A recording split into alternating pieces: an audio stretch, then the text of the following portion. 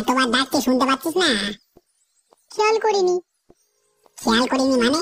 আমার ক্ষমতা সম্পর্কে জানা আছে তো, এখনই তোর অবস্থা খারাপ করে দিতে পারি, জানিস তো। আমি কোনো ঝগড়া বিবাদ চাই না, আমাকে দয়া করে যেতে দাও। যেতে দেবো কি দেবো না সেটা তো আমার ব্যাপার। আর তুই বাজারের ব্যাগ নিয়ে এমনি বেরিয়েছিস, আমাকে বোকা মনে হয় তো রে?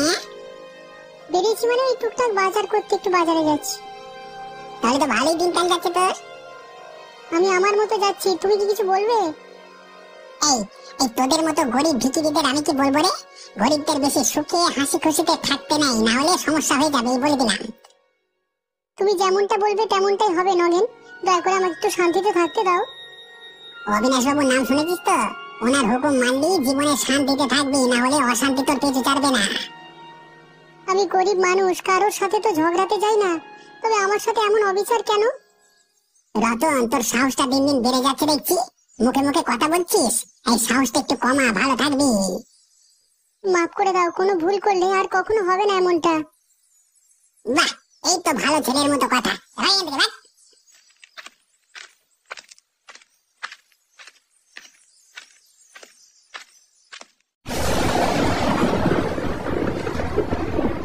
জানো তো আজ রাস্তায় কি হয়েছে? কি হয়েছে? ওই যে গো, অবিনাশ বাবুর ডান হাত আছে না নগেন, ও আজ রতনকে রাস্তায় একা পেয়ে কি যে ধমকালো। হঠাৎ রতনকে ধমকাতে গেলে কেন, আর তুমি দেখলে কিভাবে? আমি সকালবেলায় রাস্তা দিয়ে যাচ্ছিলাম, তা তখনই দেখলাম। কেন রতনকে ধমকাচ্ছিল কেন? অবিনাশ বাবু এই রতনকে শান্তিতে থাকতে দেবে না, সেই কবে থেকে ওদের পেছনে পড়ে আছে জানো। আমরা গরিব বলে কি মানুষ নই? কি আর বলবো বলো লতা, ওরা তো ওরকমই। প্রতিদিনই অবিনাশ বাবুর লোকেরা এসে কোনো না কোনো বিষয় নিয়ে ঝামেলা করে রতনের সাথে। এই তো নতুন কিছু না লতা, অবিনাশ বাবু তো বরাবরই এরকম গরিবদের উপর অত্যাচার করে, সে তো সবাই জানে। আরে নগেনটা হচ্ছে একদম শয়তানের চেলা, অবিনাশ বাবুর পেছনে পেছনে ঘুরবে আর মানুষের ক্ষতি করে বেড়াবে। নগেন তো হচ্ছে সব থেকে বড় মানে আর কি, ওদের কথা মতো যারা চলে না তাদেরই এই অবস্থা করে ছাড়ে আর কি। গরিব মানুষদের কি বাঁচার অধিকার নেই? তারা তো কারোর ক্ষতি করে না, নিজেরাই খেতে খুঁটে খায়। গরিবের দুঃখ কেউ দেখে না, কেউ বোঝে না, ওই জন্যই তো আজকে গ্রামের এই অবস্থা। রতনের মতন ভালো মানুষের উপরে অবিনাশ বাবুর কি যে এত রাগ কে জানে। প্রতিনিয়ত চাপ সৃষ্টি করছে রতনের পরিবারের উপর। কেউ জানে কি রতন কি অপরাধ করেছে যার জন্য এই শাস্তি তার ভোগ করতে হচ্ছে? এইভাবেই চলতে থাকলে রতনের পরিবার কিভাবে টিকে থাকবে বলো এই অত্যাচারী বড়লোকদের সামনে? এরে নীলিমা, মুখটা কেমন শুকনো লাগছে, কি হয়েছে রে? আর বলো না বুড়িমা, আমাদের একটু শান্তিতে বাঁচতে দেবে না অবিনাশ বাবু আর ওনার চেলা নগেন। কেন রে, কি হয়েছে? ওরা আবার কি করেছে তোদের সাথে? ওই অবিনাশ বাবুর চেলা নগেন প্রতিনিয়ত আমাদের সাথে ঝামেলা করে। আজ সকালে রতন যখন বাজারে যাচ্ছিল তখন ওকে না ধমকেছে। ওই নগেন ব্যাপারটা জমের বদমাশ। নগেনকে তো কিছু বলাও যায় না, বললে তো আবার অবিনাশ বাবুর কাছে গিয়ে সে বলবে, আর তাতে উনি আরো ক্ষিপ্ত হয়ে যাবেন আমাদের উপরে। কত বড় সাহস দেখেছো, কেমন বদমাইশ এই নগেনটা। ওর মাথায় অবিনাশ বাবুর হাত আছে তো, সেই জন্যই ও এত জোর পায়। অন্যায় বেশি দিন টেকে না রে নীলিমা, তুই কষ্ট পাস না মা। কিন্তু ততদিন পর্যন্ত আমরা টিকে থাকতে পারবো না এই গ্রামে, আমাদের তো এই গ্রামে থাকতেই দেবে না অবিনাশ বাবু। আরে এত ভেঙে পড়িস না, দেখিস সব ঠিক হয়ে যাবে। প্রতিনিয়ত অবিনাশ বাবু আর নগেন আমাদের উপরে অত্যাচার করছে, এমন চলতে থাকলে কিভাবে টিকবো বলো তো বুড়িমা? আমরা তো কারো কোনো ক্ষতি করিনি গো।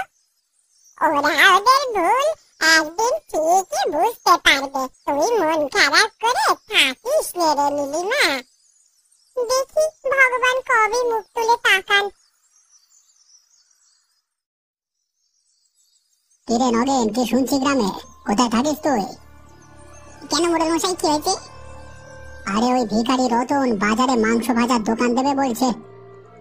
কি মাংস ভাতের দোকান দেবে বললি হলো নাকি? আপনার নাম করে এমন ভয় দেখাবো না, সব দোকানপাট আমি গুটিয়ে নেব একবারে।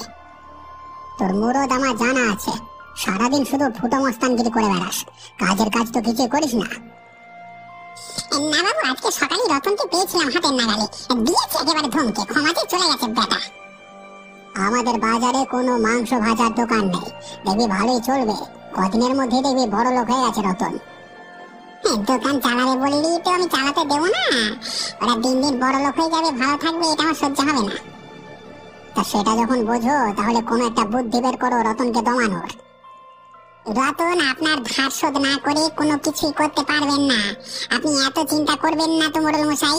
আর তাছাড়া আমি তো আছি। হ্যাঁ তুই আছিস, তাতেই তো ভয়, কোনো কাজ তো ঠিক করে করতে পারিস না। আর তুই ঠিকই বলেছিস, আমার ধার শোধ না করলে ওকে তো আমি কিছুই করতে দেব না। ঠিক বলেছি তো বাবু, ঠিক বলেছি। হ্যাঁ, আমার সাথে থাকতে থাকতে তোর একটু হলেও বুদ্ধি হচ্ছে তাহলে।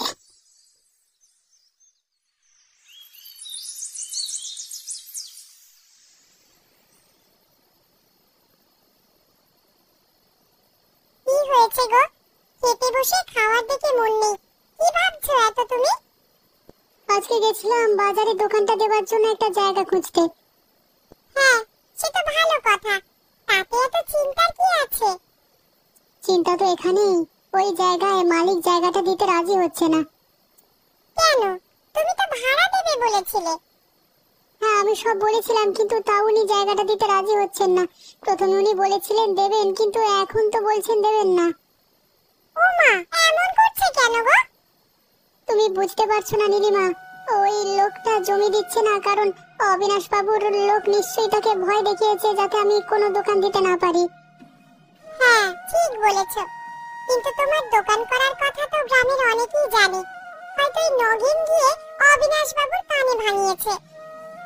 ওরা আমাকে কাজও করতে দেবে না, খেতেও দেবে না, বাঁচতেও দেবে না দেখছি। এই অন্যায় অত্যাচার আর কতদিন চলবে ভগবান? আমাদের কি দোষ ভগবান? আমাদের মতো গরিবের পেটে লাথি মেরে কি পেছনে লেগে ওরা কি পাবে? ওগো তুমি দুঃখ করো না, দেখো ঠিক একটা রাস্তা বের হবে। আর কবে?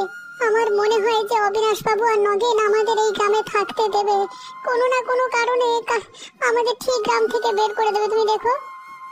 তুমি এসব না ভেবে কালকে আরেকবার যাও বাজারে, সেই লোকটাকে ভালোভাবে বুঝিয়ে বলো, তাহলে দেখবে ঠিক সে জমিটা দিতে রাজি হবে। হ্যাঁ দেখি কি হয়। ভগবানের উপরে ভরসা রাখো গো, ভগবান আছেন, উনি সব ঠিক করে দেবেন।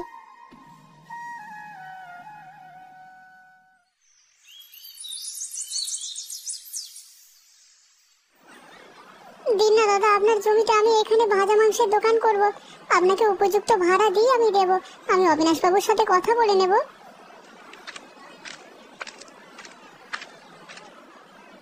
কি রে রতন, তুই বাজারে কেন, এখানে কি করতে এসেছিস? হ্যাঁ, কেন আসা যাবে না বুঝি বাজারে? বাজারে সবাই আসতে পারে, কিন্তু তুই আসতে পারবি না, তুই এসেছিস কেন? কেন বাজারটা কি তোর বাপের যে তোর কথা শুনতে হবে আমাকে? কে বাজারে আসবে আর কে আসবে না? ঠিক রতন বেটা, তোর মুখে অনেক কথা ফুটেছে দেখছি। দেখি কি করবি তোরা? দেখ তোরা কি করতে পারি।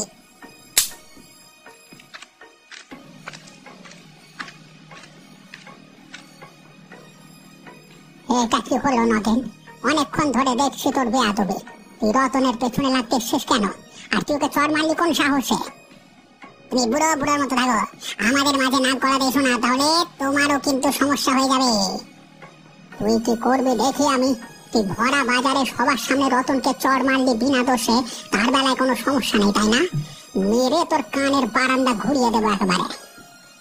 দেখো হরিপদ, তোমার বয়স হয়েছে, তুমি এসবের মধ্যে ঢুকো না। কেন? তোর একটা গরিবদের উপর অত্যাচার করবি আর আমি মুখ বুঝে সহ্য করবো মগের মুলুক? তুমি অনেক কথা বলছো কিন্তু বুড়ো। কথা দেখেছিস কি? তোমায় দেখে নেবো বুড়ো, আমি বলে দিলাম।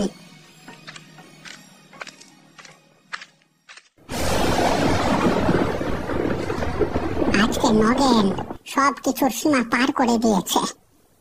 কেন? কি হয়েছে? বলি তুমি এত রেগে আছো কেন? কি মর্মান্তিক একটা কাণ্ড! গরিব বলে কি তার কোনো মান সম্মান নেই? আরে হয়েছেটা কি সেটা তো বলো, তখন থেকে তো শুধু চিল্লেই যাচ্ছ। আজকে বাজারে হরিপদ বাবুর চেলা নগেন এসেছিল। কি করতে গো? কি করতে, আবার ঝামেলা করতে এসেছিল। তোমায় কিছু বলেছে নাকি? তোমার সাথে কোনো ঝামেলা হয়েছে? আমার সাথে না, রতনের সাথে ঝামেলা করতে এসেছিল। রতনের ইচ্ছে একটা ব্যবসা করবে, তা অবিনাশ বাবু আর নগেন করতে দেবে না। কি যে তার রাগ রতনের উপর, ওরা ভগবানই জানে। রতন ব্যবসা করবে সে তো ভালো কথা, তাতে নগেনের এত সমস্যা কোথায়? বেটা বজ্জাতের হাড়ি।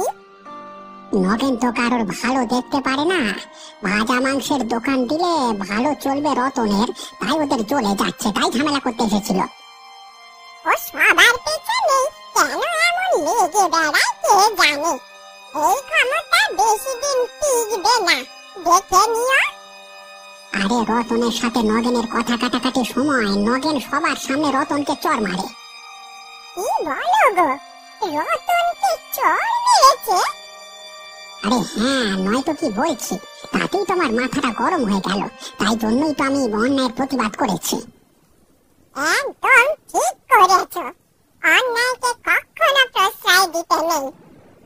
তুমি জানো না আমার মাথাটা এত গরম হয়ে গেছে যে নগেনকে পেলেই মারবো, সে তো লেজ গুটিয়ে পালিয়েছে। তুমি এবার মাথা ঠান্ডা করো দেখি, এত মাথা গরম করো না, শরীর খারাপ করবে যে। শান্ত থাকবো কি করে বলো তো? প্রতিনিয়ত গ্রামে এই অনাচারীদের অত্যাচার সহ্য হয়? কি আর করবে বলো, আমরা যে সবাই গরিব। গরিব তো কি হয়েছে, আজকে আমি যাব অবিনাশের বাড়িতে, নিজে গিয়ে কথা বলবো, দেখি উনি কি বলেন। আজকে বাজারে কি হয়েছে জানেন অবিনাশ বাবু? ওই হরিপদ ব্যাটার খুব সাহস হয়েছে। কিরে, আমি তো শুনলাম বাজার থেকে তুই তারা খেয়ে কাপুরুষের মতো পালিয়ে এসেছিস। আমি তো আপনার কথা মতো গেছিলাম বাজারে রতনকে ধমকাতে, কিন্তু কিন্তু কি ভেজা বিড়াল হয়ে ফিরে এসেছি সেটাই বলতে চাস? দুহ, বেরো এখান থেকে, বেরো।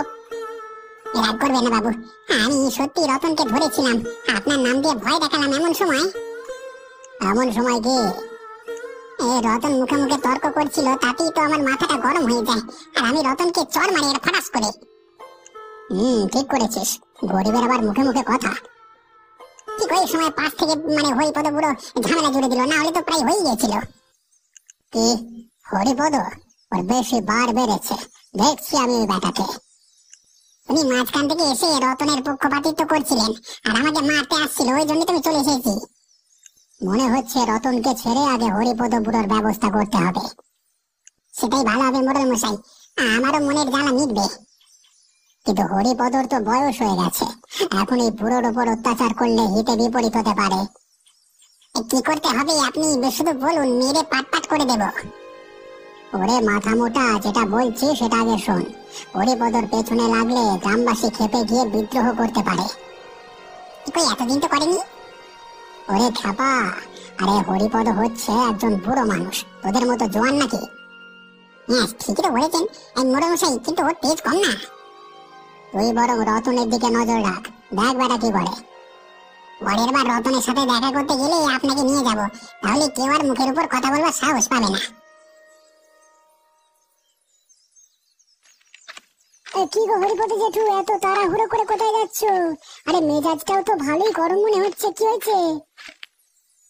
আর বলিস না, অবিনাশ বাবুর অত্যাচার যে দিন দিন বেরিয়ে যাচ্ছে, সেটাই ওনাকে একটু বুঝিয়ে দিতে যাচ্ছি, না হলে আমার নাম হরিপদ বলে দিলাম। কেন, কি হয়েছে? তোমার কিছু বলেছে নাকি? আমাকে কি বলবে, ওদের সাহস আছে নাকি? রতন বাজারে ভাজা মাংসের দোকান দেবে ভেবেছে, সেটা খুলতে দেবে না। উপরন্তু অবিনাশ বাবু এবং নগেন রতনের পেছনে পড়ে আছে। নগেন তো প্রথম থেকে এরকম বদমাইশ, পুরো গ্রামটাকে নিজের বাপের ভাবাচ্ছে ওকে বাপের তারা। আমাদের মতো গরিব মানুষদের কথা কি ওরা শোনে? ওদের ভেতর মনুষ্যত্ব নেই গো হরিপদ বুড়ো, তুমি